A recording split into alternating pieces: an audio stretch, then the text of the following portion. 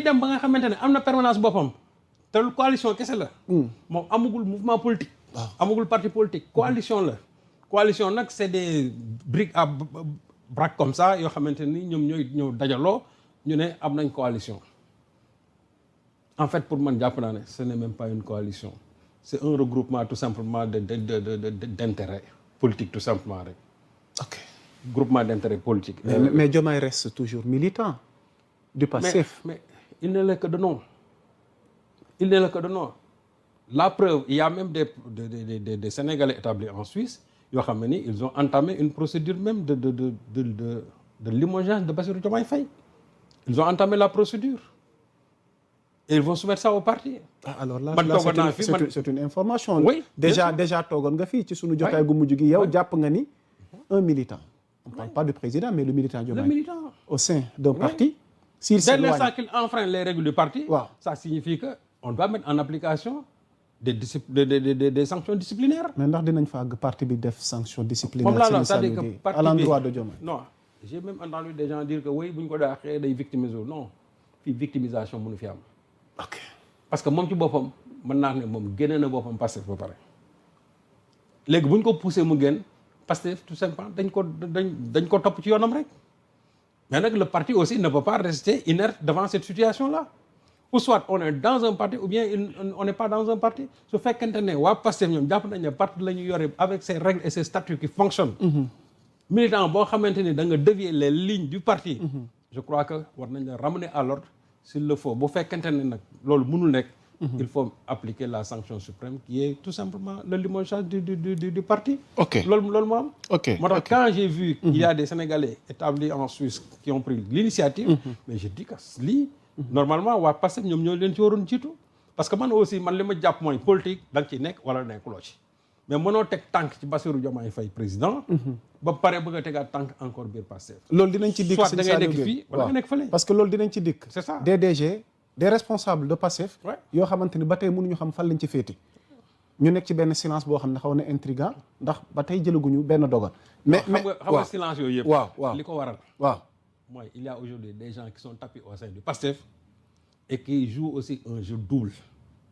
Ils sont dans une certaine duplicité politique. parce que mbir yi ba mu amee ba léegi da ngay gis ñoo xam ne nii dañu bëgg a mélanger la chèvre et le chou non loolu mënu fi am.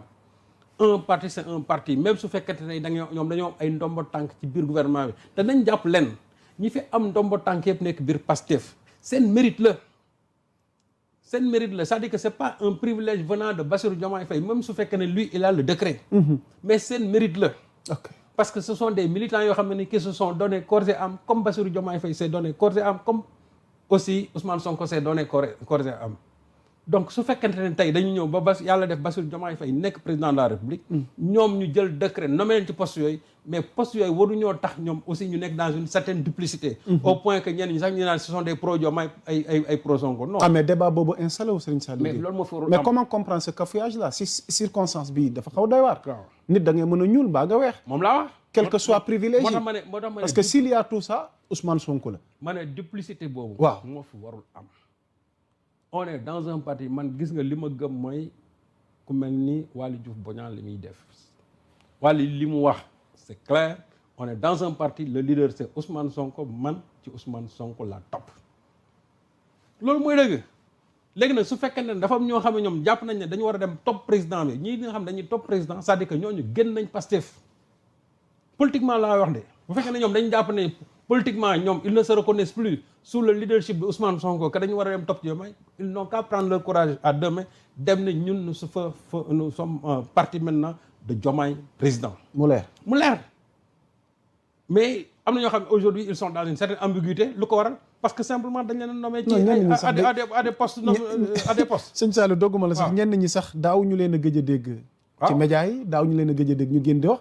mais depuis un certain temps déggatul leen mais dafa am taxaw seetlu gu am solo goo xamante ni soxna tuuti ba mu mënee illustration boobu ak yoor nga wax ni le péril politique de Diomaye posé wu cette question là bi ma bëgg a leeral mooy pourquoi s'éloigner du Pastef est une faute stratégique majeure. Oui, c'est une faute stratégique majeure parce que c'est le Pastef qui l'a porté au pouvoir donc su fekkee ne tey moom jàpp na ne war naa mën a parce que man ce que je peux pas comprendre. oui. Pastef s'est investi le leader s'est investi pour que yow que tu sois là au poste bi nga nekk tey. oui. nga bëgg a xëy jël leen teg leen de côté pour aller mettre à côté une coalition boo xam ne du la indil ñaari militant gis nga seen calcul yii ñu koy dugal nii di wax nii. dañ koy nax kese. sëñ Saliou gis nga coalition bi ànd ak Diomaye. oui mais ñu ne déet ñu teg permanence siège. waaw moom laa la wax non xam nga siège moom ñoom ay ressources la ñu yore. Diomaye jàpp naa ne xanaa ñàkkul bañ a xam li muy def de wala. waaw non en tout cas bu dee li nii. waaw politiquement xamul li muy def. ok. moo tax ma ne actuellement nii il commet une faute stratégique. politiquement parlant kon péril baa ngi jege. waaw mais c'est un danger pour lui. c'est un danger dans la mesure tey lu mu ko jural. La majorité des patriotes ne se reconnaissent plus en lui. Moi j'ai vu sànq laa dugg ci page Facebook bi on parle de le discours du président. ñu bari ñoom leen seen yoon newu ci. ils ne vont même pas l'écouter. bëggoon naa cee ñëw. waaw bëggoon naa dinañ ci ñëw. mais ñu bari déjà. cette réaction des Sénégalais vis-à-vis de Diomaye depuis un certain temps on a comme l'impression que ñu bari dafa mel ni daal sawaratuñ ci. il y a eu même tukkeem gu récent gi wane na il y a eu un désamour entre lui et les patriotes. de la popularité à. mais moom lan la wax à l'impopularité. comment ça sëñ non Saliou lu ko waral mooy c'est-à-dire que son attitude à l'endroit de Ousmane Sonko. Quand je parle de son attitude à l'endroit de Ousmane Sonko mooy li nga xam mooy xew actuellement au plan politique. parce que Sonko bu xëyee wax ne nous allons mettre en place une nouvelle coalition boo xamante ne nii. mooy remplacer coalition bi fi nekkoon muy apte. ba pare ñoom ñu amoon une coordinatrice. à côté le président dit que moom joxe na ndigal pour ñu continuer Diomaye président et en même temps moom mu jël Aminata Touré teg foofu mais Diomaye c'est pas lui qui avait nommé Aïda Mbodj à ce poste-là. parce que lii c'est politique. Diomaye c'est un président Diomaye xam nga ban décret la am. jël naa diw teg naa ko fii. Aminata Touré nommé naa ko comment dirais-je envoyé spécial diw nommé naa ko ci poste de direction bi diw nommé naa ko ministre loolu moom yàlla moom la ko may tey. mais nomination yi nga xam mooy xew ci biir parti bi loolu Ousmane Sonko la ko yàlla jox. en tant que chef du parti en tant que chef du parti. donc nomination yi nga xamante ne mooy am biir Pastef loolu Ousmane Sonko la mooy li xew nag moom ci biir gouvernement bi moom Bassirou Diomaye Faye moo yore décret yi loolu bu ko neexee. ku ne Aminata Touré mën na ko nommer poste bu nekk. mais lépp lu nga xam ne dafay jëm politique di toucher Pastef foofu moom ba léegi kàddu gi. Ousmane Sonko en tant que président du parti. moom la ko yàlla jox fi ñu toll nii. jusqu'à preuve du contraire. donc boo gisee ma wax ne il y a un péril et puis encore c'est une faute stratégique. le fait de s'éloigner du Pastef. il la ko jël cette désaffection populaire. la preuve toogoon nañ fii ci émission qu'est-ce qu'on s'était dit. combien de patriotes se sont désabonnés de la page présidentielle. sont nombreux. combien de patriotes aujourd'hui ne veulent même plus voir en peinture le président de la République. du jeex lu xaj pour des gens qui il y a 2 ans yow rek lañ doon noyee. ok mooy moo tax ma ne li mu koy jural mi ngi nii c'est-à-dire que cette impopularité grandissante lu moom la koy jural. le fait de s'éloigner même du Pastef. et en s'éloignant du Pastef ça signifie que moom il s'éloigne tout simplement du leader du parti. parce que Pastef moom ku ko éloigner rek jàppal ne sori nga Ousmane Sonko. ok lii mooy moo tax ma ne man vraiment la déception et la surprise de l'année. mais c'est le président Bassirou Diomaye Faye politiquement parlant.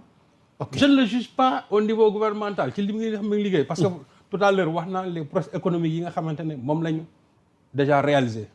côté boobu awma lu ma ko ci ngañ. mais quand je parle maintenant du management politique du parti c'est-à-dire du PASTEF foofu moom wax dëgg yàlla. moom il n'a pas mon appréciation positive.